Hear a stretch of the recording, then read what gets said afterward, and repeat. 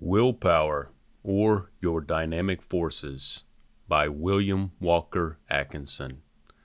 Read by Max Myers, June 2023. This work is in the public domain. Chapters 7 through 9. Chapter 7. Will Training. It is not enough that you should develop strong willpower, important though such development may be. It is not enough that the driver should secure the services of a strong pair of horses to pull his chariot. He must also be able to guide and control, direct, and master them. So, though you may be possessed of the strongest will, you will be unable to direct efficiently its energies and powers unless by careful scientific training and discipline you have mastered its mechanism. To train your will, you must teach it and cultivate it. You must educate it, exercise it, discipline it, so as to impart to it the habit and tendency to move along the lines which your reason indicates to be the most advantageous and efficient. All scientific training of the will begins with instruction concerning the formation of advantageous habits, the building of clean and clear paths over which the will may travel in action toward achievement. By establishing the proper habits of will action, you will render your will far more efficient and at the same time will accomplish the maximum amount of desirable results with the minimum expenditure of energy. Here we meet with another of those interesting paradoxes which, as we have said, abound in the realm of psychology. The paradox is, A, while the will moves most easily and with the least friction over the paths of habit, yet B, habit itself is originally formed by the exercise of the will. The will lends itself most readily to habit and prefers to travel over the lines of least resistance in habit motivity, yet when set to the task, the will builds the lines and paths of advantageous and desirable habits over which it will travel in the future. It acts as does the strong and powerful stream of water, which first cuts for itself a deep channel in the earth, and afterwards travels through that channel as if bound and restricted by it. Both the stream and the will are bound and restricted by their self-built channels, but each creates for itself its future restricting and directing walls. Habit has its correspondence in material objects. In fact, all things seem to come under the rule of habit in some form.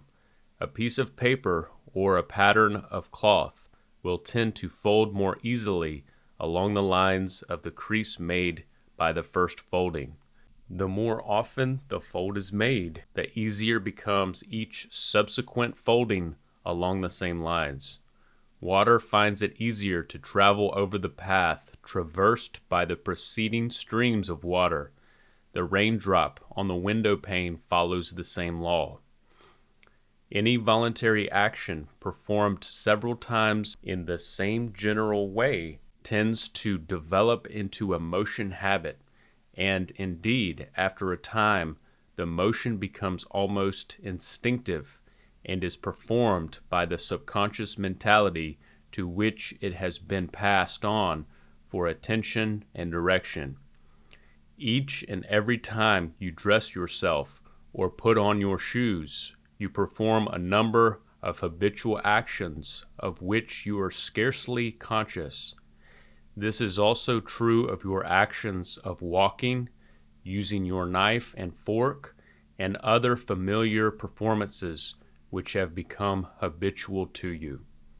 The value of habit in the training and education of the will is very great. Not only does habit, 1. Simplify the process of any given form of action and 2, lessen the degree of voluntary attention required for the performance of any given action, but it also 3, gives greatly increased weight and power to the emotional impulse toward any given action, thus increasing its emotional value and thereby enabling it to resist more effectively the demands and urging of an opposing set of emotional impulses and desires. When you have made a habit of efficient and advantageous will action, you will have progressed far on the road to the attainment of strong and efficient willpower. Rules for establishing habits of will.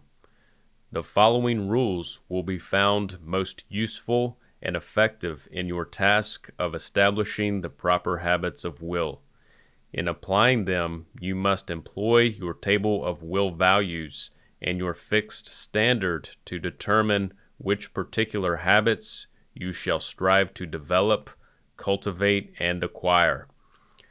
When in the following rules you come across the words the habit or the habits, you will understand that such terms apply to those habits which express the desires, tested by reason, which stand well to the top of your table of will values, or else to minor courses of will action, which serve to further the interests of these high values. Here follow the rules. 1. Employ a strong initiative. In launching a new habit, employ a strong initiative. Put as much determination and motor energy as possible into the particular course of action at the start. Launch the ship of habit as far as possible into the stream of action, employing the full strength of the determination and will force at your command. This will impart to the new habit sufficient momentum to carry it well past the first dangerous places, and to give you a good running start. Your principal danger of yielding to temptation will come at the start, but if your momentum is sufficient to carry you past these earlier temptations, you will be able more easily to resist the later ones. The longer you manage to postpone the time of the first temptations, the less power will those temptations have over you. Therefore, always remember, try to get a good running start. 2. Exercise care at the beginning. The beginning of the formation of the new habit is the most critical time of the entire task.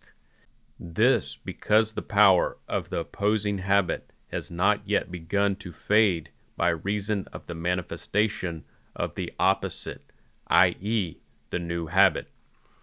The rule is, never allow a single exception or failure to occur until the new habit has become well established.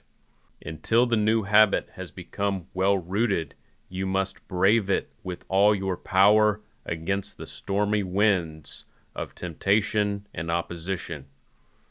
It has well been said that failure or yielding to temptation at this early stage is like letting fall the ball of string which you have been carefully winding. The single slip undoes more than many turns of the hand will be able to rewind. The psychology of the case is this. The two opposing impulses must be handled so that the advantageous one may have an uninterrupted series of successes, and the disadvantageous one a continuous series of failures. The result of this preliminary series of conflicts plays a very important part in the determination of the future relation of the two opposing forces. Here is found to apply the rule of to him who hath shall be given, and to him who hath not shall be taken away even that which he hath. The habit of victory once acquired by the advantageous impulse, it will thereafter possess an immense psychological advantage over its repeatedly defeated opponent. The man who determines to establish a certain advantageous habit will surely fail if he follows Rip Van Winkle's plan of saying that this one doesn't count whenever temptation to violate the rule presents itself. The taking of just one cigar when you have decided to stop smoking, or the taking of just one little extra snooze when you have decided to establish the habit of rising at a certain hour, may prove to be the undoing of the entire purposeful determination. On the other hand, each time one of those early just one more indulgences is resisted and defeated, the purposeful determination becomes stronger, often to a degree out of all proportion to the apparent present actual value of the accomplishment. 3. Repeated performance. In establishing a habit, you should repeat the performance of the associated action as frequently as possible. You will, by that means, make clearer and wider the mental path over which you wish your will to travel habitually. Moreover, as a consequence, you will exercise that particular faculty which you wish to make strong and to develop in efficiency. The will is strengthened not by the mere mental determination to perform an action, but rather by the actual performance of the action itself.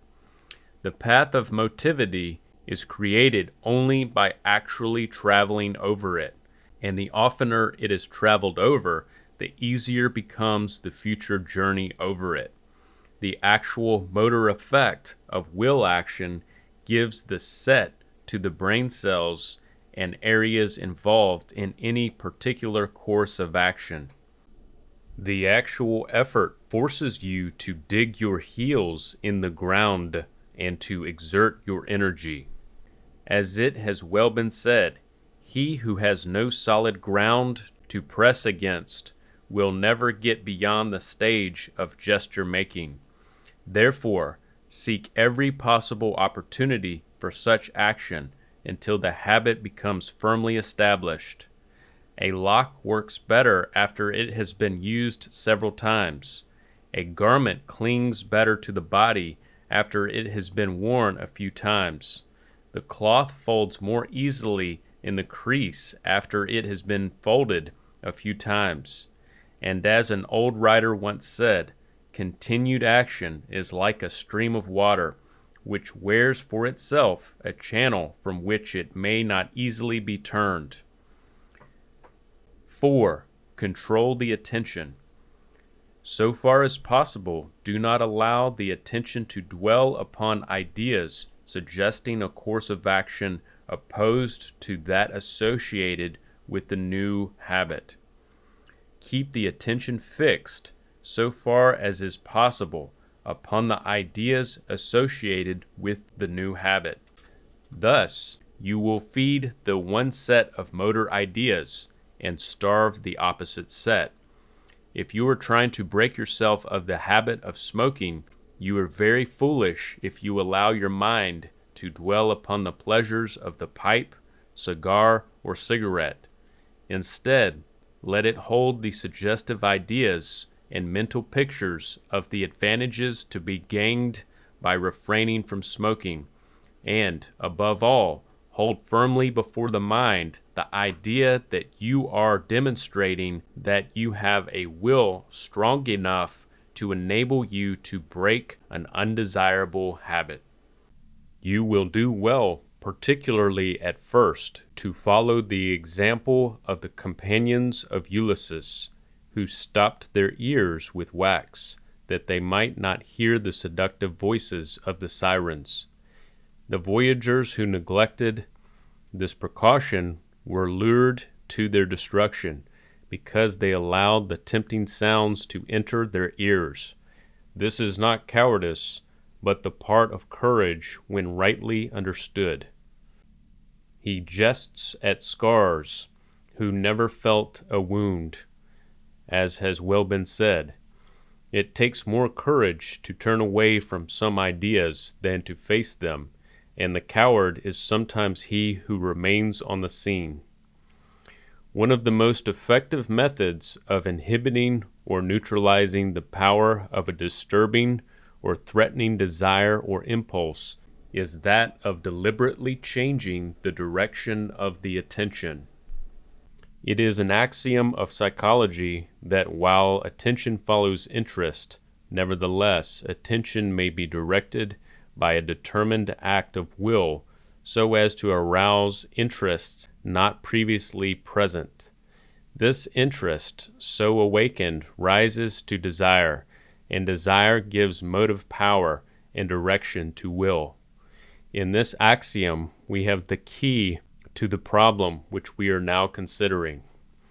It is a well-established fact of psychology that, in the processes of the deliberative will and of the determinative will, that particular alternative which in some way attracts and holds the attention will have greater weight and power than would otherwise be the case. The interesting alternative is given the more favorable position, while the uninteresting one is pushed to the side, sometimes unjustly. This process is akin to that which we experience in ourselves when we give the preference to a political candidate whom we know and like, rather than to one unfamiliar with us and who does not arouse our interested attention. In view of this fact, you may see how important it is that you should direct and hold your attention so far as is possible upon the course of action which your reason and your table of will values inform you to be the best and more advantageous one, and to shut out of your attention and interest, so far as is possible, the opposing alternative. By doing this, you give to the advantageous idea the added strength of attention and interest, and you place the objectionable idea in the far less favorable position. Many a man has prevented himself from acting foolishly and wrongfully by determinedly turning his attention to the probable consequences of the proposed harmful action. It has been well called a master stroke of the inhibitory battle to bring into the field of consciousness an idea of the benefits of a contrary action or the mental picture of the evil effects of the proposed action. The drunkard, thinking of the sick child at home, is strengthened in his effort to inhibit the urge of appetite. The more that Macbeth and his wife held in mind and pictured in imagination the idea of fame and power, the stronger grew their desire and determination to kill the king. Their attention developed increased interest and desire, and thus heightened the power of the original motive. The will is able to determine which of the motives influencing it shall become the stronger. It accomplishes this by deciding which of the two alternative sets of ideas shall occupy the field of attention during the desire conflict. Emotion and desire develop under the stimulus of attention. The will, being the master of attention, has the power to encourage or to banish the ideas calling forth the emotional feeling and the resulting desires. If one set of ideas is kept well in the field of attention, a strong emotional interest and desire may gather around it. But if the opposite set of ideas is called into the field of attention and is then held firmly there, then the first set of ideas will lose interest and motive power. This principle is illustrated in one of Molière's comedies, Jeppe, a dissolute character, is sent by his wife, a washerwoman, to the village shop to buy a piece of soap, and is entrusted with a small coin for that purpose. But Jeppe wants a drink. He knows that his wife will beat him if he wastes the money, but he also knows that he has a strong craving for the glass of wine. A desire conflict ensues. Jeppe says to himself, "My stomach says wine, my back says soap." He is torn by the internal struggle. Finally, as he walks along, he sees the tavern ahead of him. This decides the conflict, the object in the field of attention proving stronger than that which is outside that field. He says, "Is not a man's stomach more to him than his back?" "Yes," say I, and into the tavern he walks. Had he but looked around the corner and there seen his wife wearing a look of determination on her face and carrying a big stick in her hand as she marched after him, he would have decided in favor of his back rather than his stomach. The two sets of desires and impulses were nicely balanced in the case of Jeppe, but the added element of aroused attention and interest brought the victory for the wine and the defeat of the soap. The following rules will be found useful in connection with the direction of attention in will training, particularly in the matter of inhibiting and restraining the unwelcome and disturbing desires and impulses which pull in the direction opposed to that of the high values and the fixed standard. 1. Feed the positives.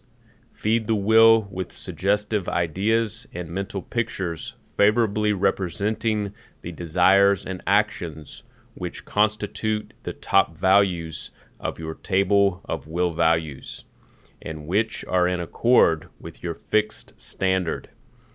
2. Starve the negatives. Starve the disadvantageous desires and impulses and their resulting actions by resolutely refusing to allow your attention to be directed towards suggestive ideas and mental pictures favorably representing the desires and actions constituting the low values or bottom values of your table of will values, and which are in opposition to your fixed standard. 3. The law of opposites. In cultivating an advantageous desire or impulse and its resulting action, resolutely refuse to allow your attention and imagination to become occupied with suggestive ideas and mental pictures favorably representing the opposite set of desires and impulses and their resulting action. In restraining, inhibiting, or neutralizing a disadvantageous desire or impulse and its resulting action, deliberately and determinedly direct your attention and imagination upon the suggestive ideas and mental pictures which favorably represent the opposing, i.e., the advantageous set of desires and impulses and their resulting actions. The reason for the above rules is as follows. 1. Attention and interest feed desires and impulses and strengthen ideas. Lack of attention and interest starve them. 2. By bestowing attention and interest upon one set of desires, impulses, or ideas, you tend to inhibit, weaken, and starve the opposite set. Both of these facts are highly important. You should memorize this statement concerning them. Exercises in will training. The observance of the rules stated in the foregoing portions of this section will be found to give the will considerable valuable exercise in will training. In addition to these, however, there are several general forms of exercises which will prove of great value to you in the direction of strengthening the fiber of your will and of developing your powers of steadfastness, resolution, and determination. By exercising your will against obstacles, opposition, and hindrances, those existing in the outer world and those which have their abode in your inner world of habit, desire, and impulse, you give to your will a resisting power and an aggressive force which will make themselves felt in the affairs and conduct of your everyday life when you are required to assert your willpower and strength of will. Your attention is now called to the following principles and methods of will training directed to these ends. Tempering the will along the lines of resistance. The practical thinkers of the race for centuries past have known that one of the best possible exercises for the development of strong willpower and for its efficient training is that of the deliberate and determined performance of certain selected unpleasant tasks. This performance being undertaken and carried out not necessarily by reason of any actual immediate value to oneself or others of the performance itself, but rather solely and simply because of the valuable exercise of the will thus obtained and the equally valuable training of the will accomplished by these means. Many of the ancient occult teachers began the instruction of their pupils in this way, the result being that the persistent practice of this method under the intelligent guidance of the teachers developed and trained the pupils into veritable giants of willpower. The world-renowned Jesuit order has for hundreds of years employed similar methods for the purpose of strengthening the wills of their chosen students and neophytes. As a result, the Jesuits are renowned for the powers of determination, persistency, and endurance manifested by their members. Many of the best modern psychologists have revived this old teaching, and its methods and references to the principle may be found in many of the textbooks of the modern masters of this branch of science. For instance, the following statement of William James, one of the best practical philosophers and psychologists of modern times: keep the faculty alive by a little gratuitous exercise every day. That is, be systematically ascetic or heroic in little unnecessary points.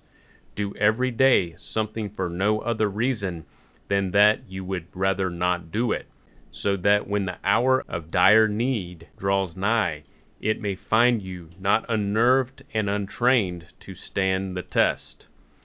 The man who has daily inured himself to habits of concentrated attention, energetic volition, and self-denial in unnecessary things will stand like a tower when everything rocks around him, and when his softer fellow mortals are winnowed like chaff in the blast. See how closely the above resembles in practice the discipline of the ancient magi or occultists. Says Evelyn Underhill, the first lesson of the would-be Magnus is self-mastery. In its essence, magical initiation is a traditional form of mental discipline, strengthening and focusing the will. There is nothing supernatural about it. Like the more arduous, more disinterested self-training of the mystic, it is character building with an object, conducted upon a heroic scale. Says Eliphas Levi, by means of persevering and gradual athletics, the powers of the body may be developed to an amazing extent. It is the same with the powers of the soul. Would you govern yourself and others? Learn how to will. How may one learn to will? This is the first secret of magical initiation. and it was to make the foundations of this secret thoroughly understood that the antique keepers of the mysteries surrounded the approach to the sanctuary with so many terrors and illusions. They did not believe in a will until it had given its proofs, and they were right. Strength cannot prove itself except by conquest. Idleness and negligence are the enemies of will, and this is the reason why all religions have multiplied their practices and made their cults difficult and minute. The more trouble one gives himself for an idea, the more power one acquires in regard to that idea. Hence the power of religions resides entirely in the inflexible will of those who practice them. The ancient and modern method of accustoming the will to face and to accomplish disagreeable tasks and to overcome disagreeable conditions by sheer determination is one of the very best systems of schooling and tempering the will. By accustoming the will to act in this way, you will school it so that it will act efficiently when similar conditions arise in actual life. This has well been called tempering the will along the lines of the greatest resistance. The will trained in this way is always ready to meet disagreeable emergencies, no matter how suddenly they may present themselves, nor how serious they may be. It has well been said of men trained in this way, that while others will be crying over spilt milk, the possessors of trained wills of this kind will be hunting for another cow to milk, or may even have found such a cow, and to have actually begun to milk her. On the other hand, the person who carefully and habitually endeavors to escape unpleasant tasks, disagreeable facts, and uncomfortable circumstances lacks such preparatory training of his will. When he is actually confronted with disagreeable circumstances or apparently disastrous conditions, his will be unequal to the task of overcoming them. The men who have pushed and elbowed their way to the front ranks of endeavor in any of the walks of life have developed wills of this kind. Some of them have obtained the development by strenuous experiences in the University of Hard Knocks, while others have anticipated and forestalled this by scientific preparation before the day of the actual examination. Life is filled with disagreeable tasks and uncomfortable circumstances. To perform the first and to master the second requires the trained will. Wise is he who learns his lesson before the hour of trial. He is doubly armed for the fray. Training of this kind has been likened to fire insurance on a house. It costs something in effort and self-denial, but it is something laid by for the hour of need. It is the great reserve fund of habitual will action, upon which you can draw in the time of necessity. The importance of such training cannot be overestimated. It is like starting and maintaining an account in a good savings bank. You add to it little by little, and you accumulate rapidly by reason of the compound interest drawn by your deposits. A well-known teacher was wont to advise his pupils to do something occasionally for no other reason than they would rather not do it, if it were no more than giving up a seat in a streetcar. Napoleon had a will trained along these lines. His will was so completely under his control that apparently, without any emotional struggle, he could enter upon courses of disagreeable, difficult, and unpleasant action, even though they involved the greatest hardships. You will find numerous opportunities to exercise your will along this line of training. Every day will furnish you with such. Do something which you particularly dislike to do. Do it not because there is any special merit in doing, but solely and simply because of the training it will give your will.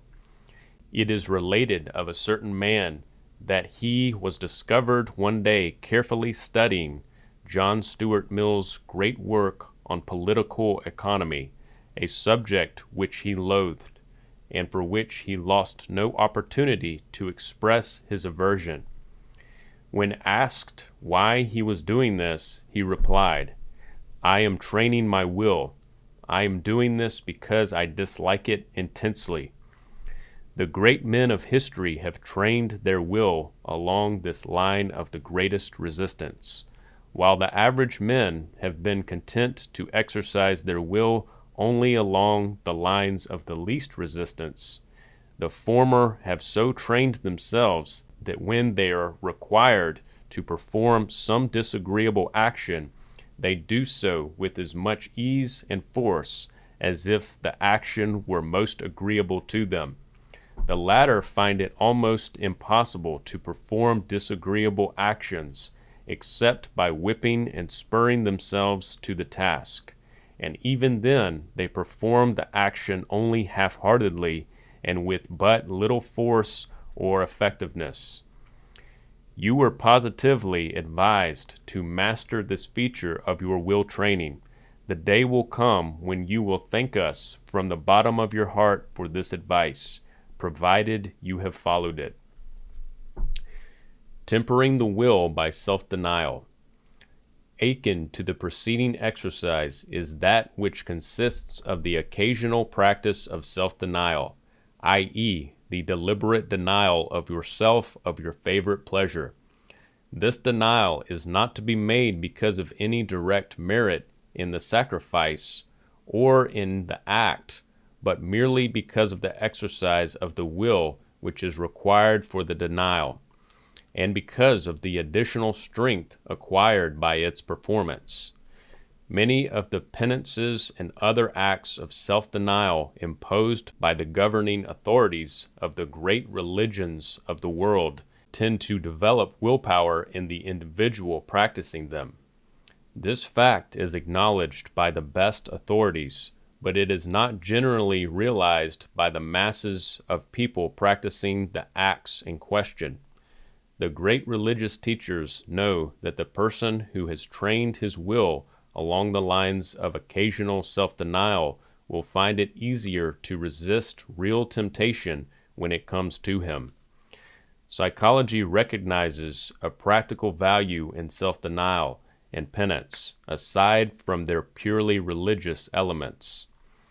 The general principles which govern the exercises designed to temper the will by the performance of disagreeable and unpleasant tasks, which we have just considered, apply also to the present case of tempering the will by self-denial. The performance of disagreeable tasks and the act of refraining from agreeable expressions and manifestations are alike displeasing to the untrained will. Therefore, the same principle is involved in both, and the will is thereby trained along the same general lines, though the approach is made from opposite directions. In the method of training the will by the practice of self-denial, you must deliberately select some most pleasant action or course of action, something which you wish very much to perform, and then resolutely refuse to perform the same within a certain time limit. The denial may involve the refusal to smoke your customary after-dinner cigar, to drink your favorite cup of coffee, to read the conclusion of an interesting book, or of the new installment of a serial story, to eat some particular desired or favored dish, to attend some play which you have been very anxious to witness. In fact, the refusal to do any particular thing which you earnestly long to do. The time limit must be definitely fixed and must be strictly observed. There is a positive psychological value to the definite time limit. You must be absolutely honest in your selection of the object of your self-denial. It must involve a real test and must require a real effort of the will to accomplish. You must give up something of real emotional value to yourself, of course only for the time of the exercise or within the time limits deliberately set by yourself at the start. The time limit must be sufficiently extended to afford a real test of the will. The self-denial must hurt. It must be sufficient to make you smart. You must be a severe task master to yourself in these trials, tests, and exercises. There must be no trifling or fooling in the matter. You must set yourself a real man's job, and you must be the real man to accomplish it. Note, in each of the two classes of exercises just considered, you will act wisely not to select tasks of such a nature or character that their successful performance will bring you that comfortable feeling of religious or ethical merit or of duty well performed, nor anything which you are in duty bound to do or not to do in accordance with your accepted codes of religious, ethical, or moral duty or obligation. This caution is necessary because otherwise you would have the positive value of duty or religious or moral obligations to add weight to your resolute determination and its manifestation. In these exercises, you should endeavor to select tasks in which the only motive is the will, to pit the will against the push or pull of feelings, impulses, and desires. And you should deny to yourself the aid of the added weight of duty or obligations such as have been mentioned. The only reason for the performance of these exercises is that of arousing the will to will, willing for the sake of willing, willing merely to prove that it is will. Reversing habits. A third method involving the same general principles is that either 1. Of doing something which it is your regular habit and custom not to do so, or 2. Of not doing something which it is your regular habit and custom to do.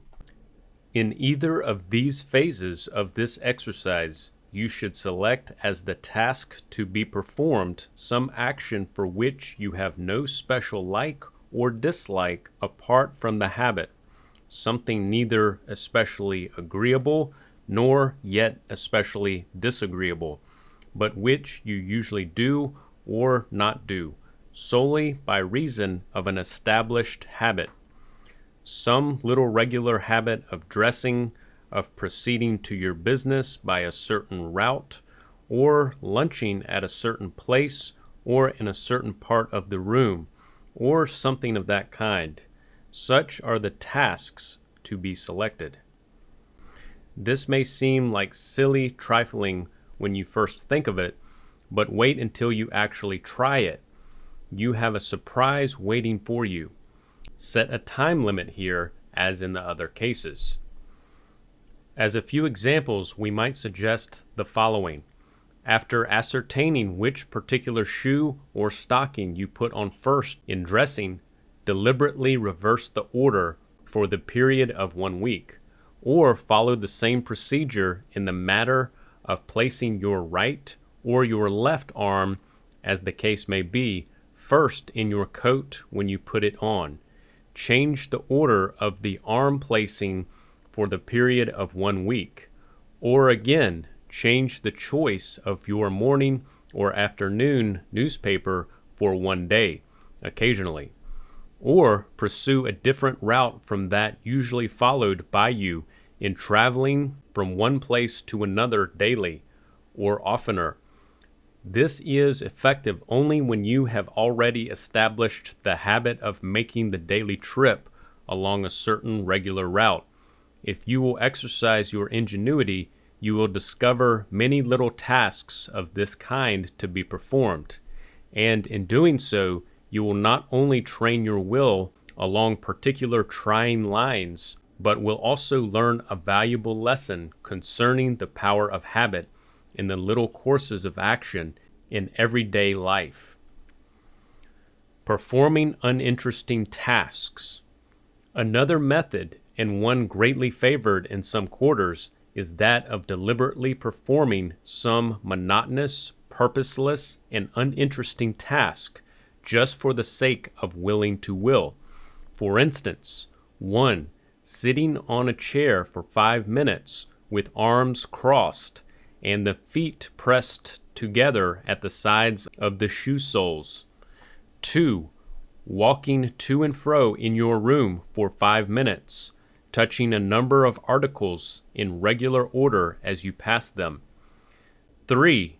Counting and recounting a number of small articles for 5 minutes. 4. Changing your chair at every count of 25 or 5 minutes. 5. Reading backward and forward a certain paragraph of a book, this one for instance, for 5 minutes. 6. Replacing in a box very slowly and deliberately 100 matches, buttons, or small pieces of paper. 7. Putting on and taking off a pair of gloves slowly and deliberately for 5 minutes. The above examples will give you a general idea of the character of this class of exercises, but actual practice of them will be required to show you the amount of persistent resolution and determination required to perform them properly. Tempering the will by asserting it. Another valuable form of will training, but one which must be employed judiciously, is that in which the will is tempered by actual assertion of its power. By assertion, we do not mean to affirm, to aver, to state positively, which is one usage of the term. Instead, we mean that usage which indicates to maintain or defend by words or measures, to vindicate. In tempering the will by assertion, you proceed to assert your will in little things, so as to have your own way about such things, irrespective of the actual benefit to be gained, direct or immediate. The sole object is to habituate the will to having its way, and thereby to give it confidence in itself and to build up in it the habit of success. You will find that you have been in the habit of giving way to others in the little things concerning action and the doing of things, solely because it has been too much trouble to make an effort of will in the opposite direction. In such cases, when the other person happens to be possessed of a more persistent will to do the little things in his own way, you have found it easier to let him proceed in that way. This notwithstanding that you assert your will readily enough in the greater issues of life. There is a possible danger in allowing the will to acquire too readily the habit of deferring to the will of others by reason of this repeated and customary lack of assertion in the little things. A little vigorous exercise along these lines once in a while will act like a tonic to the will and will keep it in good condition. In exercise of this kind, you should employ your will to assert itself not because of any particular or direct benefit to be derived by securing the thing or action insisted upon, but solely as an exercise of the will itself, and in the direction of establishing the habit of victory for it. In fact, in such exercises, you should select something in which nothing of real value is involved, something of no consequence. The exercise should proceed absolutely along the lines of the will to will, and not along those of the pursuit and attainment of something desired for itself. It should be like a physical exercise pursued solely for the purpose of developing and strengthening the muscles, and not for that of performing useful work or attaining some actual desired object. Here, a word of caution is needed. Do not make the mistake of asserting your will wantonly or for the purpose of overriding and humiliating others needlessly. Again, do not so use it as to create for yourself the reputation of being stubborn or unreasonable, or for having your own way regardless of the rights of others. Avoid all exercises which will attract attention to yourself or to your motives in the matter. You will find enough opportunities to exercise in this way without this drawback. Finally, do not insist upon having your way in the little things when by doing so you jeopardize having your way in the greater things in view. And equally, do not insist upon having your way if your own way is the wrong way and the other way is the right one. Mix common sense and fair play in this exercise of the will. The exercise will be all the better by reason of this. But with the above cautions in mind, get into the habit of having your own way in the little unimportant things at least once in a while, just to get the habit well established and to keep the machinery of will well oiled and running smoothly. Do not let your will get rusty or gummed up by reason of disuse and lack of exercise. Bracing the will with affirmations. You will find it beneficial to follow the method of bracing the will with affirmations of its own powers and possibilities. Affirmations and statements of this kind act as a veritable will tonic and invigorator.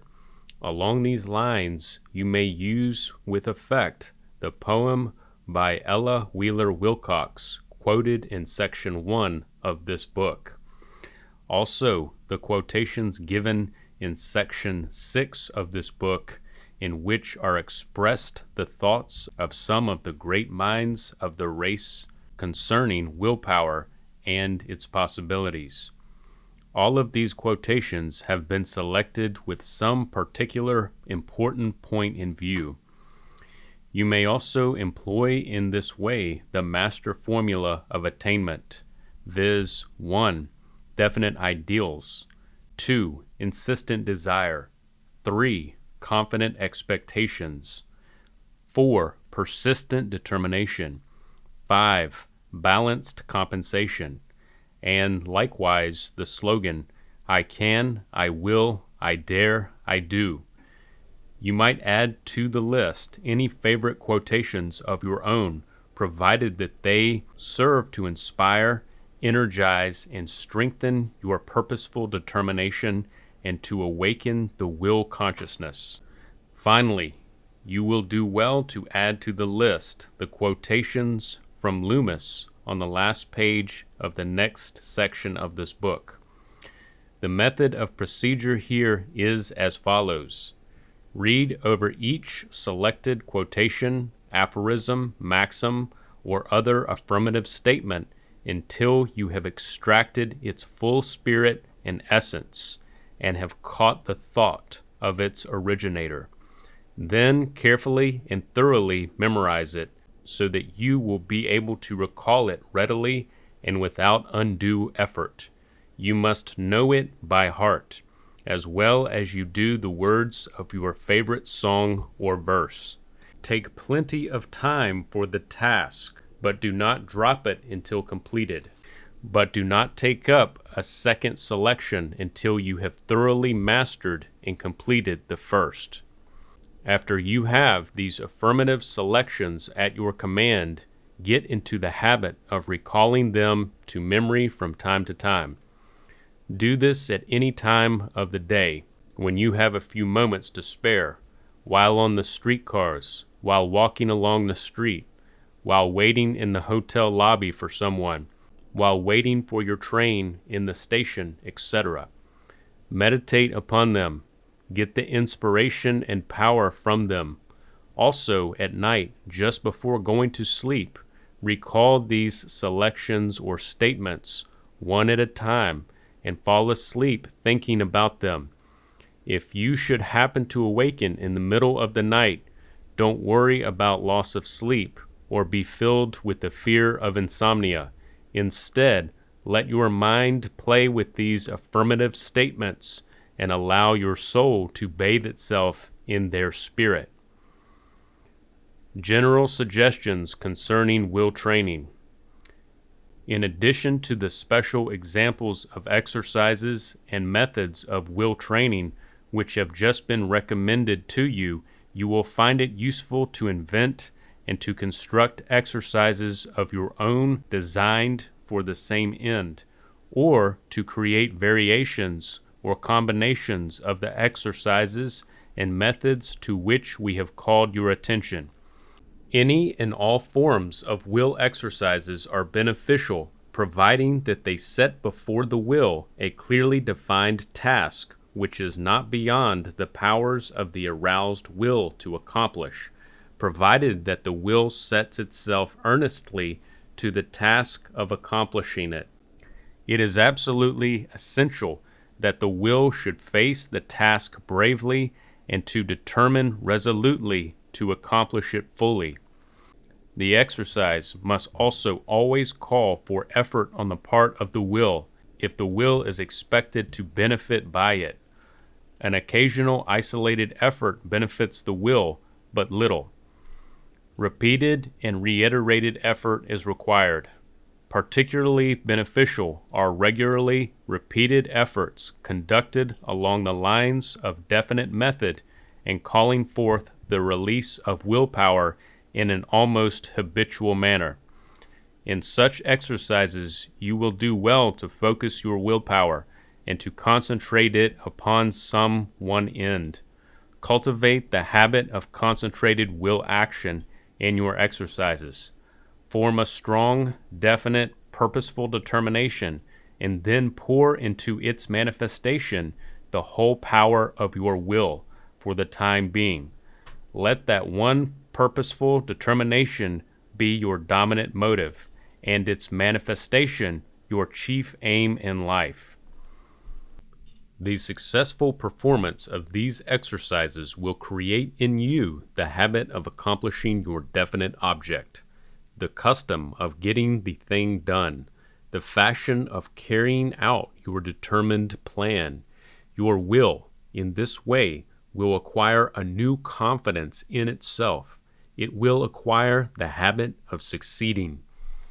It will approach more difficult tasks with a new spirit of confidence and expectation of success. A bolder and braver spirit will animate it, and it will proceed to the new and more difficult task with the spirit of the conqueror. It will have learned how to grapple with a difficult situation as earnestly as one does with a physical enemy.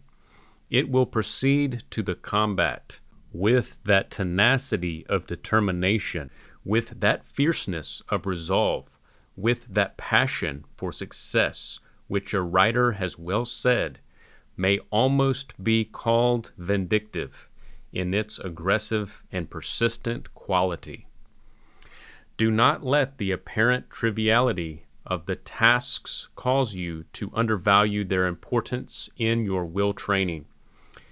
As has well been said, willpower is built up by a gradual process of practice on the smallest things, and every act of self-conquest in one sphere of life makes the battle easier in all the other spheres. Exercises of this kind, inspired by the determination to gain strength and power of will, and its definite direction and control, if persistently conducted, will inevitably lead to that which you seek to gain from them. But, as a celebrated teacher has said, will exercises must be methodical and well regulated as to degree and length, or else they are perhaps worse than useless. We need scarcely remind you that there is no exclusive virtue vested in any one of the particular tasks which we have suggested for your practice and exercise.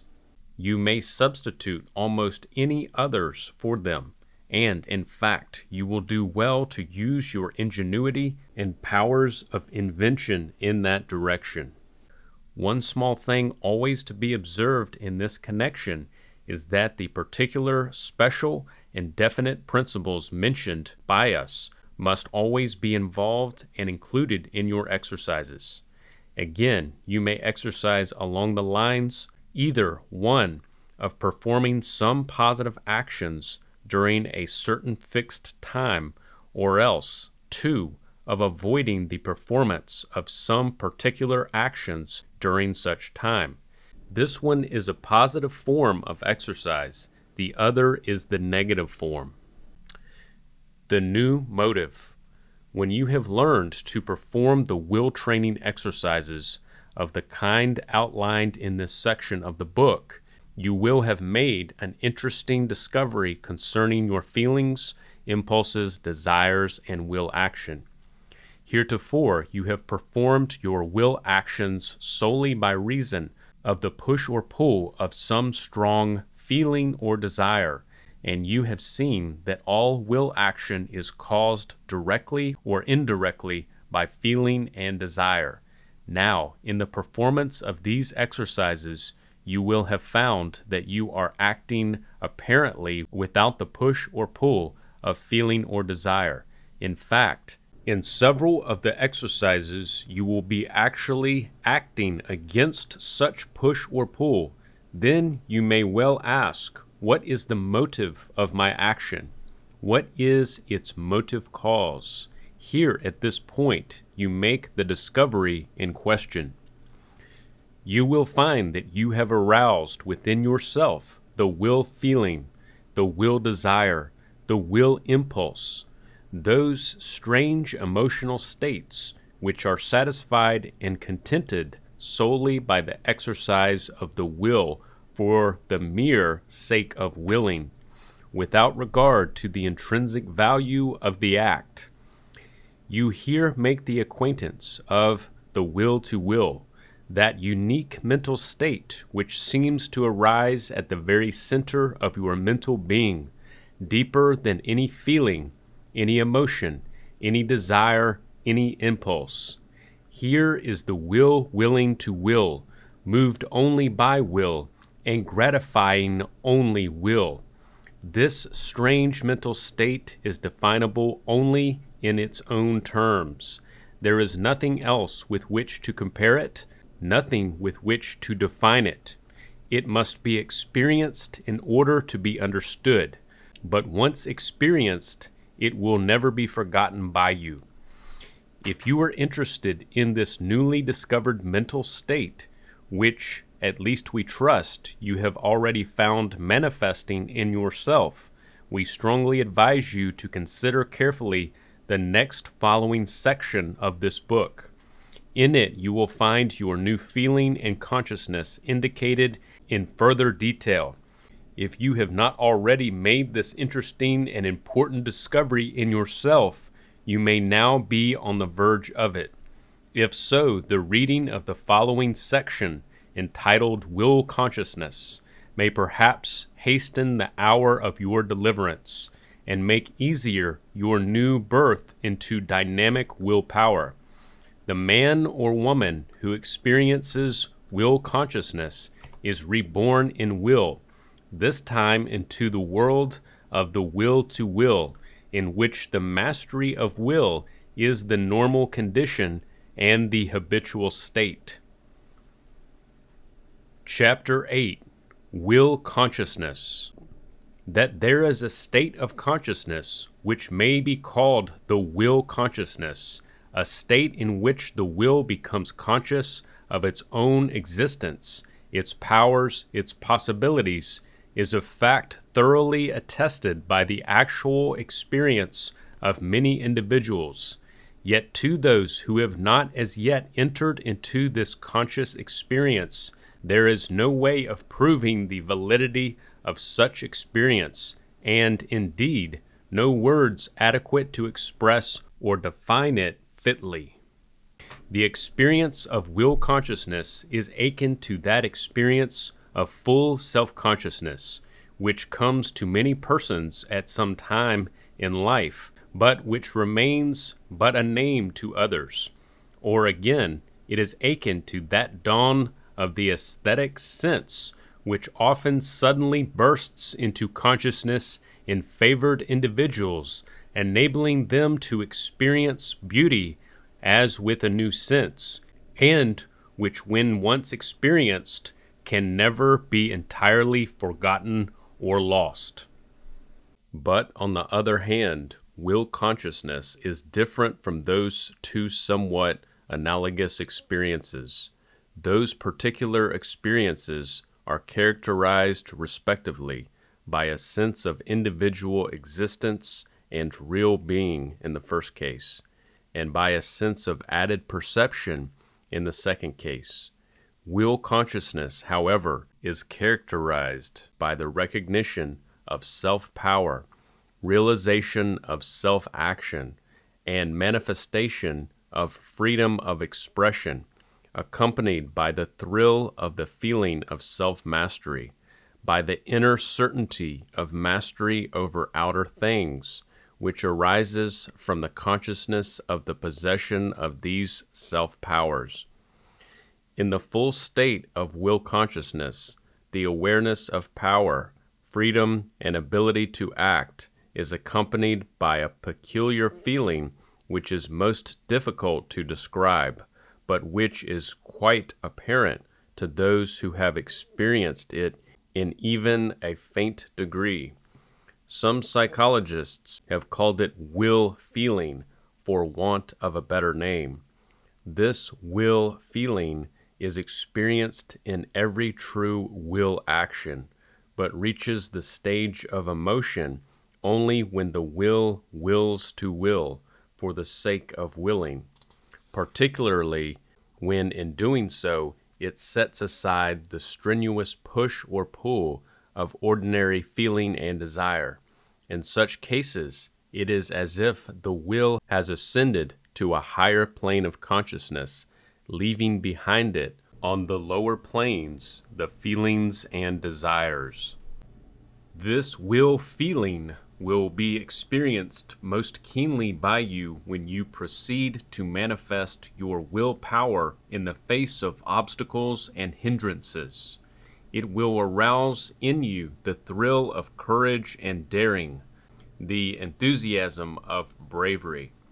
You will find that as you develop and train your will, you will open the door to an entirely new phase of satisfying and contenting emotion, a phase which seems to develop along the lines of will development and training. It never palls upon you nor grows stale. On the contrary, it grows steadily until finally it becomes one of the dominant elements or factors of your emotional life. In its highest stages, this will consciousness will seem to wear thin the barrier which separates your individual self from what may be called the will of the all-power, that ultimate power which is the source and origin of all the power manifested in the universe. In this stage, you will at times become dimly aware of the throb of the heart of the universe, will feel its energies pulsing through your mental and spiritual arteries. At such moments, you will become aware that the all is one, and each is a part and not a part, as it seemed to be. The heart of life has a single beat, pulsing through God, and Claude, and me.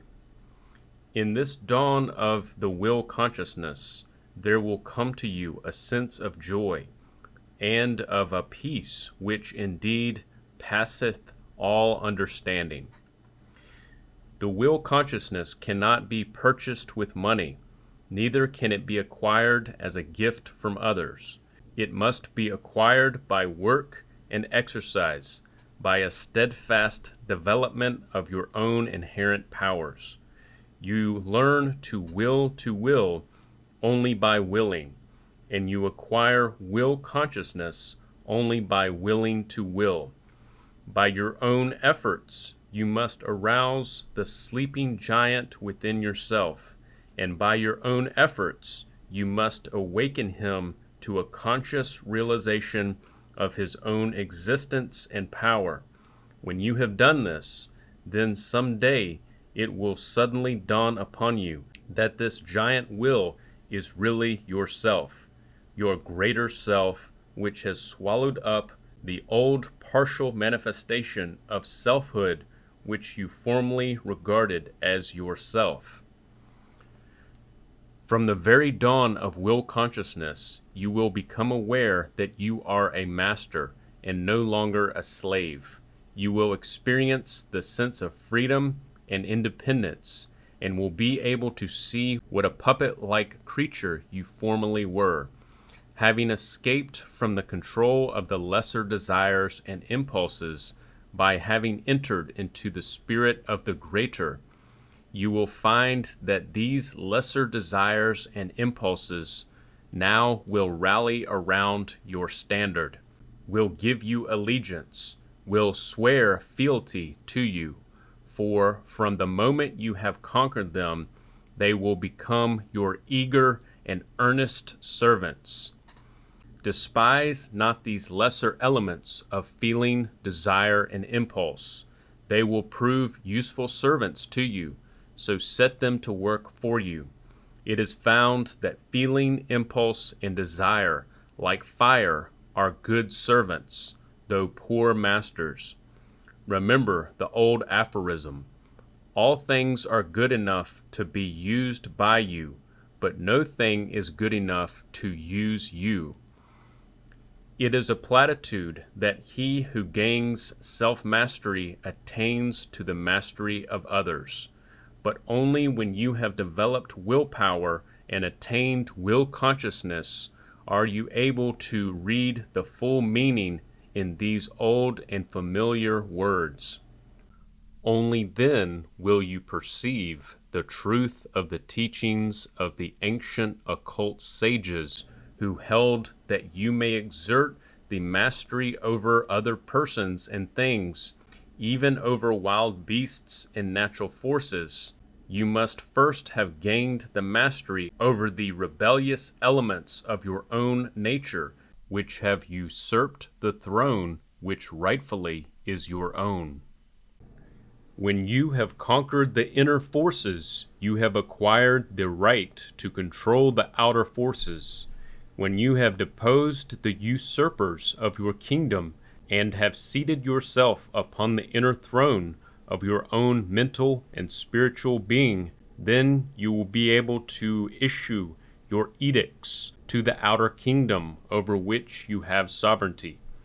When you have tamed and mastered the menagerie of wild beasts within yourself, then you will be able to master and control the wild beasts in others.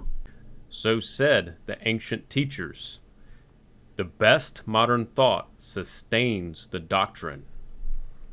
There is a serious side to this attainment, however, which you must not fail to recognize and to heed. In attaining this reward of willpower and will consciousness, you will find in your hands a mighty instrument for good or for evil.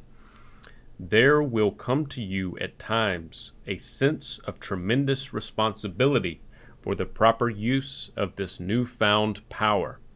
The greater the degree of power attained by you, the greater is the responsibility.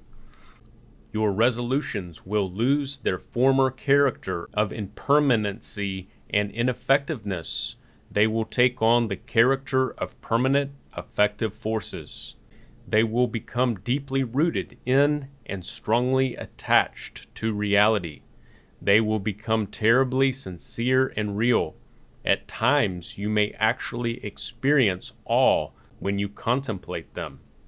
At times there may come to you the temptation to regard yourself as apart from other men who have not as yet attained the heights reached by you. These other men will show that they recognize something different in you. and will fail to understand you. They may even feel more or less uncomfortable in your presence, and will be apt to regard you as cold, unsympathetic, or even as lacking in some of the qualities of humanity. This because you have risen above some of the common weaknesses of humanity in its present stage of development and evolution. You will find yourself, in a sense, living ahead of your time. There will be manifest in you the prophecy and the dawning spirit of the Superman. Be not unduly affected by these things. Keep in touch with the world as it is. Retain your sympathy with mankind as it is. And above all, keep your feet on the ground of practical everyday life in the present, and be not tempted to soar up to the region of the clouds, one plane at a time. Remember, you will discover that when you have developed and trained your will, when you have acquired will power and have attained the will consciousness, you will have become more truly an individual than you were before. You will have become a master of destiny instead of remaining a slave of circumstance. You will know what you can do, and you will do it.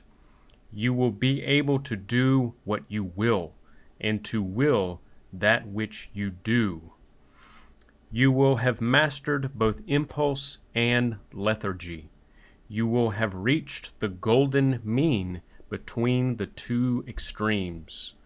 You will possess and use energy, yet will not needlessly and uselessly waste or dissipate it.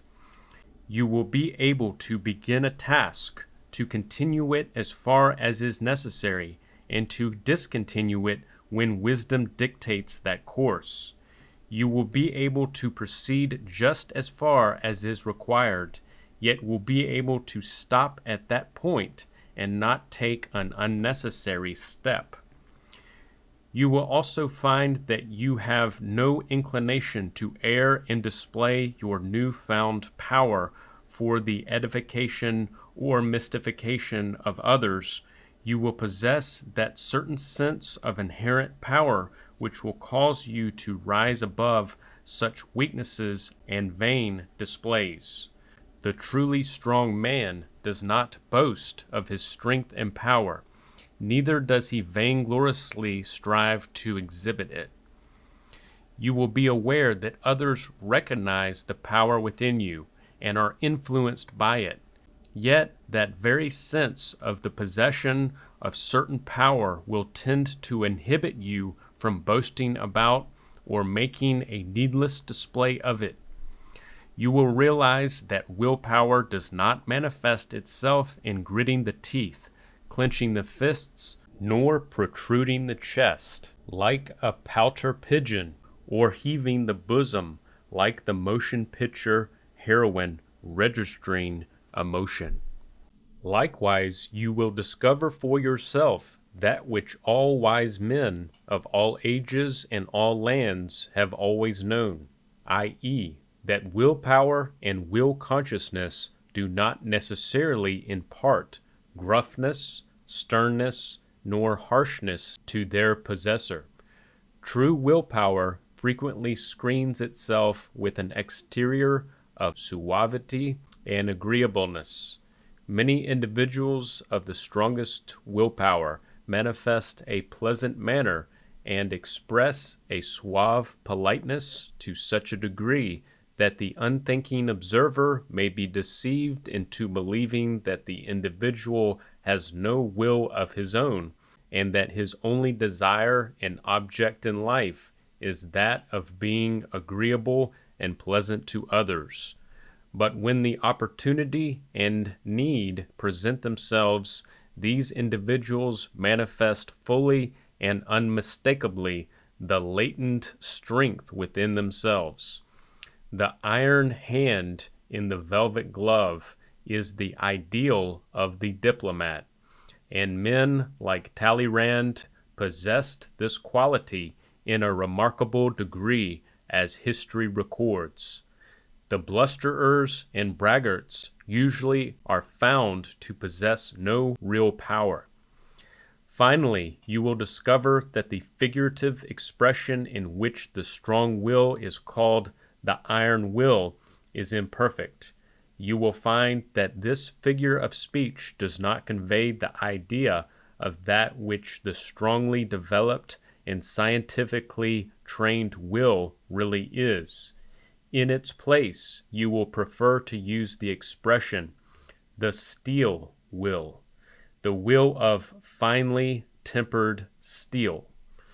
The iron will may break under the strain of circumstances, whereas the will of steel will yield a little for the moment, only to spring back to its original position and form when the pressure is withdrawn.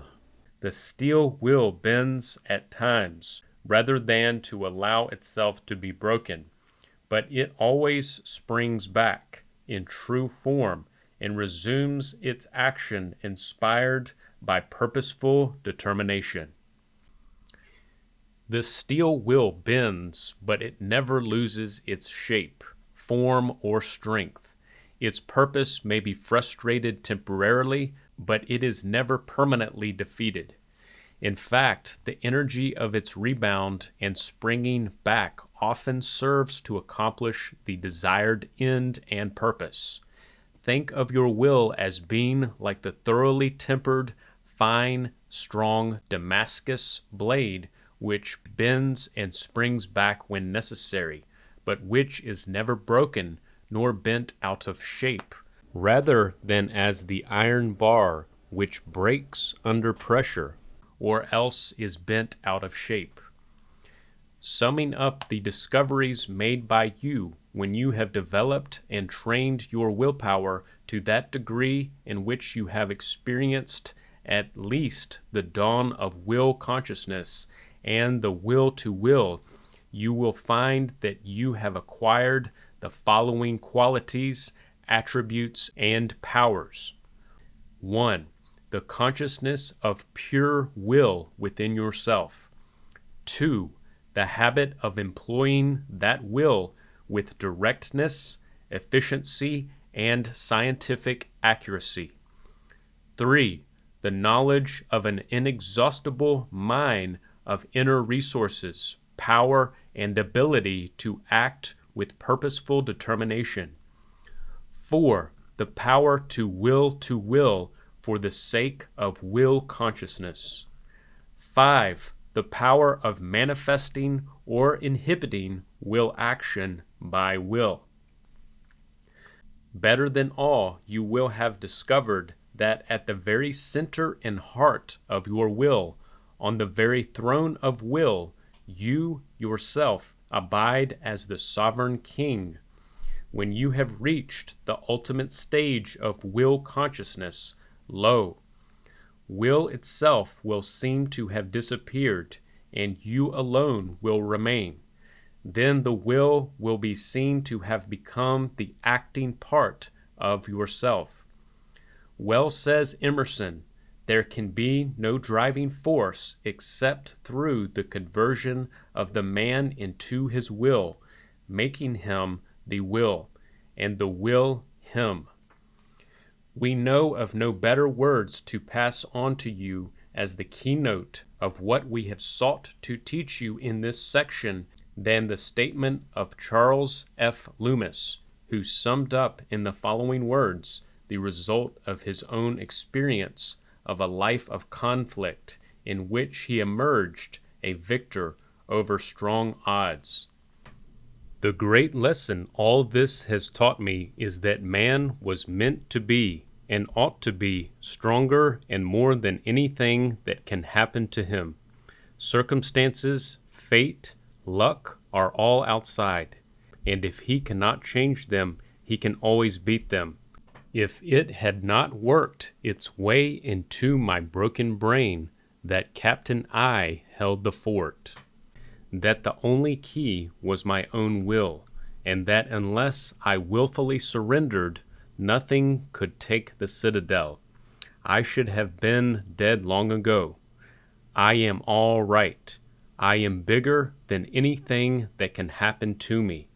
All these things are outside my door, and I've got the key. Chapter 9. Will Atmosphere.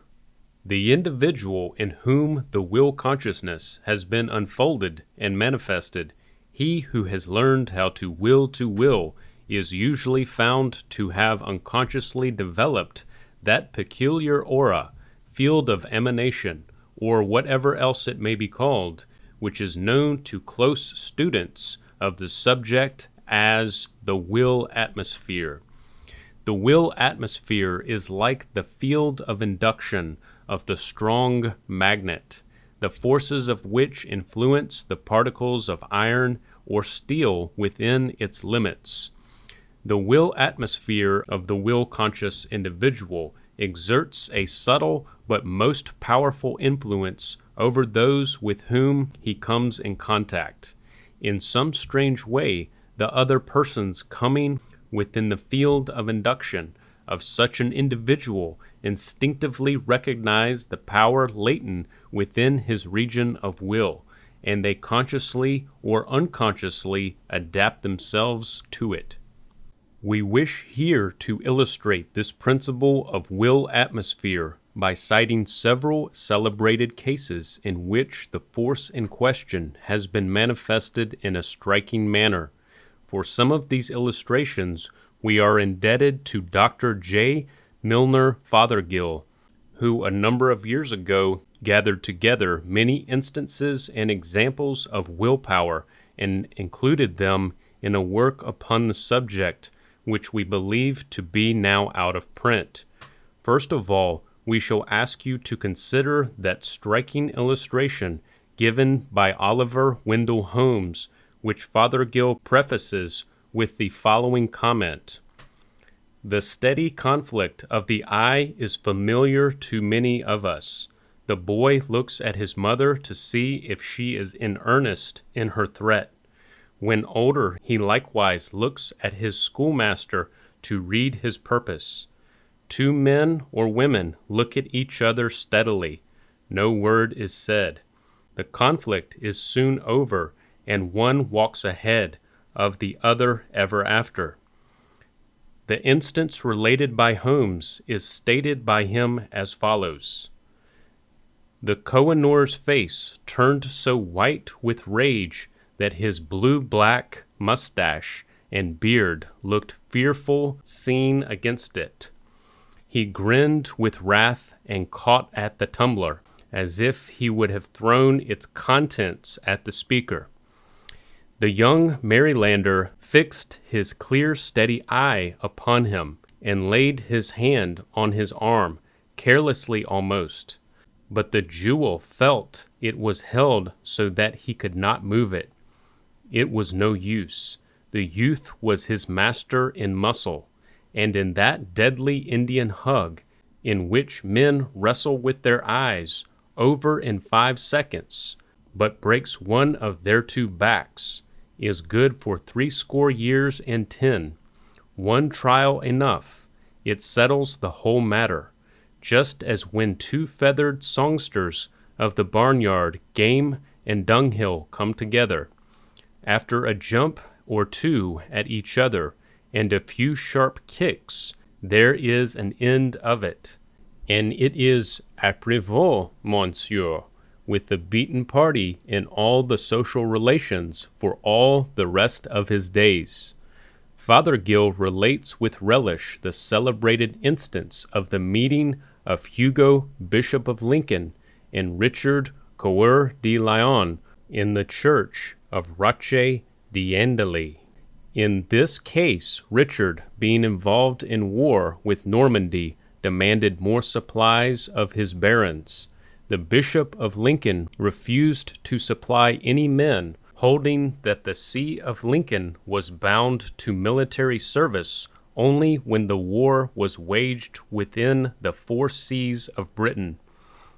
Richard, a man of very strong will, was incensed by the refusal of the bishop and summoned the latter to Normandy. When the bishop reached Normandy, he found that the king was furiously enraged with him. Mutual friends advised him to send a conciliatory message to the king before venturing to his presence. But the bishop declined the advice and preferred to trust to his own sense of awakened will consciousness. The king was sitting at Mass when the prelate walked up to him and, despite the monarch's frown, said, "Kiss me, my lord king." The king turned away his face. Hugo shook him and repeated his request. "Thou hadst not deserved it," growled the king fiercely. "I have," returned the undaunted prelate, shaking the king by the shoulder even still harder. The king yielded, the kiss was given, and the bishop passed calmly on to take part in the service. Father Gill adds, mere indifference to death could never have produced such a result. There was something more. As well as being utterly fearless, Bishop Hugo possessed a willpower of most unusual character, of which several instances are on record. Not only did he face the king and justify his refusal to supply men in the council chamber afterwards, he went further and rebuked the king for infidelity to his queen. The lion was tamed for the moment. The king acknowledged nothing, but restrained his passion, observing afterwards, "If all bishops were like my Lord of Lincoln, not a prince among us could lift his head against them." Such is the story as told by Froude. Yet Richard was the last man to permit a liberty to be taken with him, as his whole history showed. This, however, was not the only instance in the career of Hugo in which he showed that his willpower was capable of dominating that of his king. An earlier king, Henry Plantagenet, who indeed had made Hugo the Bishop of Lincoln in the first place, went down in defeat before the bishop's willpower, as truly as did his successor. King Henry preferred a request for a favor to be bestowed by the bishop upon a certain courtier. His request was bluntly refused. Hugo had already braved the wrath of the king, and the monarch was very angry at him. Henry was with his suite in Woodstock Park, and sat down on the ground, pretending to be mending his leather glove, when the bishop approached him. The king took no notice of his spiritual peer. After a brief pause, Hugo, pushing aside an earl, sat down by the king's side. Watching the royal proceedings, he remarked, "Your Majesty reminds me of your cousins at Falaise." Falaise was a place famous for its leather works, and it was there that Duke Robert met Arlata, the tanner's daughter, the mother of William the Conqueror, King Henry's ancestor. The reference to his humble ancestry was too much for the king, who was badly worsted in the discussion which followed. Father Gill says, a similar character is presented to us in General Gordon. It was not his absolute indifference about his life which gained him his ascendancy.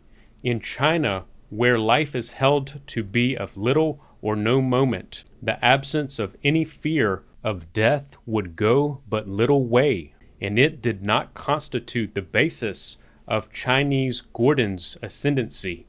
His secret lay elsewhere, nor did his supremacy in the Sudan rest upon his bravery, for the Arabs of the Sudan are as brave as any warriors in the world, as the history of their conflicts testify.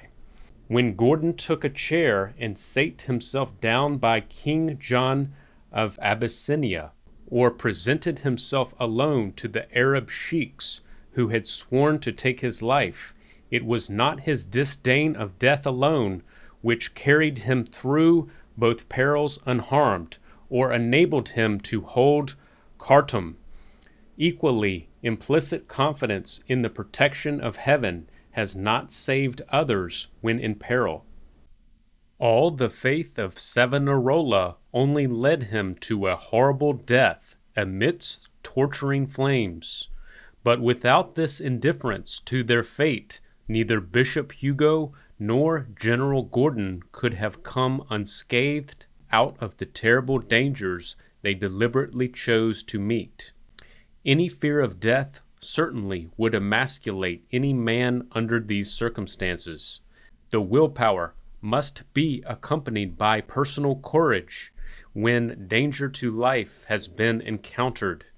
The heroism of the Jesuits, who labored among the Red Indians early in the history of Canada, was sustained by their devotion, for many suffered terrible cruelties. But no one of them ever possessed in a higher degree that willpower which compels the obedience of others than did La Salle, the pioneer of the Mississippi. In George Washington we see a splendid illustration of that power which molds other men and compels them to follow its behests. His patient sagacity rested on the basis of his willpower. A curious instance of the magnetic power of will was furnished by the story of the relations of the late Benjamin Disraeli to the Conservative Party of England.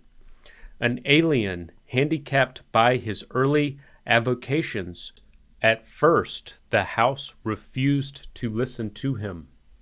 Yet irresistibly he rose step by step to be a conservative leader who educated his party, and at last was Prime Minister with a solid array of the best-bred Norman-descended patricians of England at his back, yielding ready obedience to his wishes, a leader of men, men too deeply imbued with traditions, and also a personal friend of his sovereign.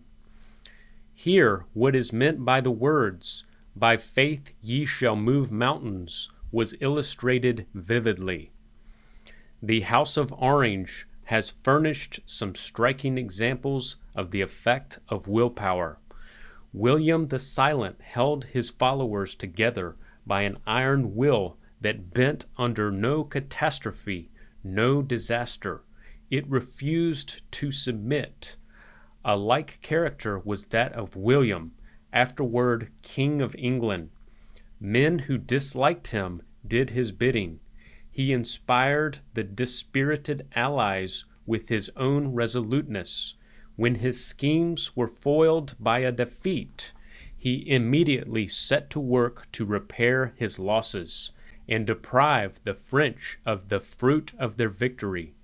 That the House of Orange possessed many grand characteristics will be readily admitted, but no one of their endowments is more remarkable than their willpower. The peculiar commanding power of leaders, no matter whether regular like John Churchill or that of a guerrilla chief like Mina in the Peninsular War of Spain, of the Red Indian Pontiac who imperiled the existence of the Anglo-Saxons on the American continent, or even the Negro commander Toussaint L'Ouverture, seems not to depend upon ability only, but on character, in which the willpower is a leading factor. Men with marked willpower come to the front in emergencies, as seen in Oliver Cromwell, the fin grazier, and Napoleon Bonaparte, the artillery subaltern.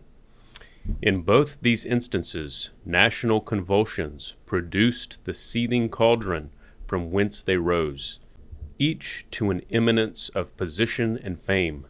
They were heavily handicapped by their early position, yet they rose superior to it. But amidst all these men there rises up a woman even more remarkable than they, the village maiden Joan of Arc, who inspired courage into the beaten warriors of France and led them to victory. In what lay her witchcraft for which she was finally burnt?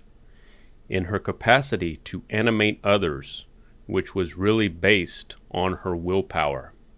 The case of Disraeli, mentioned above by Fothergill, is a typical instance of the possession of that something combined willpower and will atmosphere which distinguishes individuals in whom the will consciousness has been awakened and developed. When he first arose to speak in the House of Commons, he was jeered and derided. The House would have none of him. Upon this occasion he hurled at his opponents that remarkable prophecy, "I have begun several times many things, and I have often succeeded at last. Aye, and though I may sit down now, the time will come when you will hear me." And that time did come, and before long, too. Fothergill says of this, "The time came, sure enough, when the House not only listened to him, but even acknowledged his mastery over it. Disraeli had learned, what many another man learns, that because he failed at first, it does not follow that ultimate success is unattainable." The baffled speaker eventually came to hold the House spellbound with his barbed shafts of rhetoric. He soon attacked fiercely Sir Robert Peel, who was an excellent speaker, and the pungency of his remarks taught the House to dread him, the one at whom they once had scoffed. It must have needed great resolution to face the House of Commons again after that first terrible rebuff. But after the attempt had once been made, the rest was comparatively easy. Disraeli's subsequent career furnishes one of the most striking examples of the power of the individual to overcome apparently insurmountable obstacles by sheer force of willpower. Step by step he advanced in face of opposition sufficient to have dismayed any ordinary man. At last he, Disraeli, the Jew, became Prime Minister of England and the actual ruler of the destinies of a great part of the world. This man has thrilled the souls of several later generations of courageous and ambitious men, not only by the force of his example, but also by those remarkable words of his, which we have already quoted in this book, but which we wish here to impress still more forcibly upon your memory. I have brought myself by long meditation to the conviction that a human being with a settled purpose must accomplish it, and that nothing can resist a will which will stake even existence itself upon its fulfillment. Not only the history of warfare and that of statesmanship are filled with recitals of instances in which willpower, will consciousness, will atmosphere have won the day. The history of business likewise is rich in instances and examples of this kind. A study of the life histories of the great captains of industry, of the men who have arrived in the various fields of business life, will convince any unprejudiced reader that there exists a something which exerts its forces and energies in favor of the individual possessing it. A still closer analysis will reveal the fact that that something has willpower at the very heart and center of itself, is possessed of the will consciousness, and manifests the will atmosphere. Fothergill gives us many typical instances of this kind, which he noted in his study of the history of English manufacturers. We shall give you in brief form a statement of several of the most typical of these cases cited by him.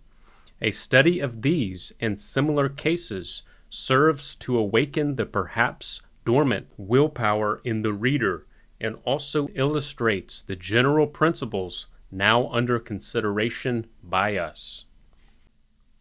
Josiah Wedgwood was the youngest of 14 children, bred and born a potter. At that time, the pottery business of England was limited to a very common earthenware. The fine pottery now produced is largely the result of the pioneer work performed by this one-time little delicate lad. He was apprenticed to the trade, but was handicapped by illness which made him lame in his right knee, and which finally resulted in the amputation of his right leg. Crippled as he was, he worked away. Gladstone afterwards said of him that his physical disability sent his mind inwards, and drove him to meditate upon the laws and secrets of his art. By adding silica to the clay, he succeeded in making a white ware instead of the dirty-colored products hitherto made. Then he began to experiment along the lines of perfecting his glazes. Then he had to erect his furnaces. Then came the art taste. He paid large sums for old examples of art ware, and copied these accurately. Then he rediscovered the lost art of painting on biscuit ware, practiced by the old Etruscans, and then employed Flaxman as his artist. He worked for the throne and became the royal potter. He not only advanced himself, but also made of his part of England a great high-grade pottery-producing center. Wedgwood furnishes a typical example of the man handicapped by nature, facing great obstacles, meeting with many discouragements, but in the end triumphing by means of the consistent application of his willpower. In him, the will consciousness had been awakened. He had the will atmosphere highly developed according to the testimony of those of his own times. The story of Lister and silk waste also furnishes an illustration of the general principle under consideration.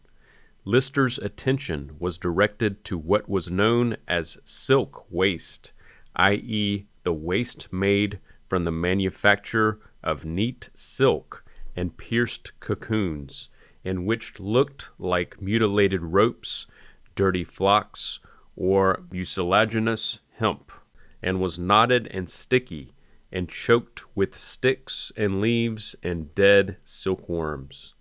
For many years he struggled with the problem of converting this unpromising waste stuff into available silk material.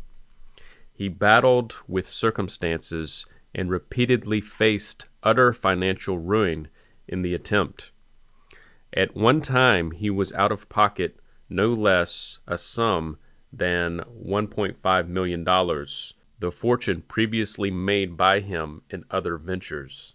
His indomitable will, his unflagging energy, his persistent endeavors alone carried him through and converted defeat into victory. In the end, he succeeded in manufacturing silk velvets, velvets with a silk pile and cotton back, silk carpets, imitation sealskin, plush velvet ribbons, corded ribbons, sewing silks, Japanese silks, poplins, etc., from the once despised silk waste. When in after years a statue to Lister was unveiled at Bradford, England, an eminent speaker said, "What is it especially we are honoring? It is the pluck which this man has shown. It is the feeling that he said to himself, 'Here is something which ought to be done. I wilt not rest until I have found out how it can be done, And having found out how it can be done, where is the man who will stop me doing it? A writer, in relating the story of Josiah Mason, the English manufacturer, who started in business at the age of 8 years, peddling cakes on the street, and who, when he died, was one of Great Britain's great commercial giants, says of the subject of his sketch, Mason had, to begin with, a strong, powerful, almost irresistible will. That which he wanted, he would have, and in a great measure he did have. Little or great, all objects or purposes came within the range of his powerful will, and whatever or whoever he opposed, he surely conquered in the end. Not that he was blindly obstinate or unwilling to take counsel. Another great quality which he possessed, very helpful to the accomplishment of his will, was absolute patience. He knew how to wait. With patience there went in close union a wonderful perseverance. Mason was remarkably tenacious. He held firm to his purpose, and worked it out with never-ceasing vigilance and energy. He was the embodiment of living willpower. Illustrations and examples of this kind might be multiplied indefinitely. The story is the same no matter of whom it is told or what may be the native land of that person. It becomes certain to the student of the subject that some great, general, universal principle is back of and under these manifold instances. There is always evident the presence and power of that something which is manifesting as willpower, will consciousness, will atmosphere. The matter is raised out of the category of mere coincidence by the overwhelming number of the cases in which the principle is found operating. It is seen to be the result of an invariable process of cause and effect, of the law of causation operating on the plane of mentality. We believe that the principles and methods which we have set forth in the pages of this present book will serve to point out to the earnest, persistent, courageous individual the road which must be traveled by him in his journey toward attainment by willpower. We believe that in the statement of the master formula is to be found the secret of success. Let us repeat it to you once more in its popular form. Here it is. You may have anything you want, provided that you, 1. Know exactly what you want. 2. Want it hard enough. 3. Confidently expect to obtain it. 4. Persistently determine to attain it. And 5. Are willing to pay the price of its attainment. Reread the several instances of success through willpower related in the foregoing pages of this section, and consider them in the light of the master formula of attainment above stated. You will see that in each and every case, the successful individual has, first, known exactly what he wanted to do or to get, that he has then wanted it hard enough, that he has firmly believed in and confidently expected to get or to do it, that he has persistently determined to get or to do it, and finally, that he has always been willing to pay the price of the attainment or achievement. In each case, there has been that marked manifestation of 1. Ideals, 2. Desire, 3. Faith, 4. Will, and 5. Service. Let us close by quoting the following truths from the writing of Dr. Fothergill, that esteemed pioneer in the work of recording the principles and practice of willpower, and whose work has served as at least a part of the foundation structure of all who have followed him. He says, willpower is seen in the man who bides his time, who knows how to wait, which involves the when and the why. Circumstances may stand in his way, and he must wait, but the will is neither bent, broken, nor warped by that fact, and is all along as assertive as ever, even when apparently in abeyance. Yet willpower is not mere perseverance. It is something more. It is an entity in itself. Finis.